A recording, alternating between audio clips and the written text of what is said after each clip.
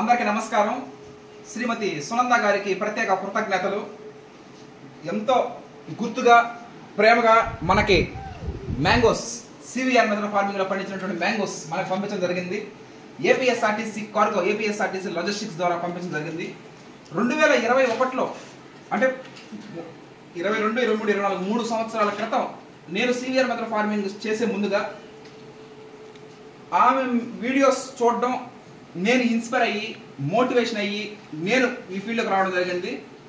నిజానికి CVR method farming నాకు పరిచయం చేసిన సునంద గారే. ఈ మ్యాంగోస్ పంపించింది కూడా ఆవిడే.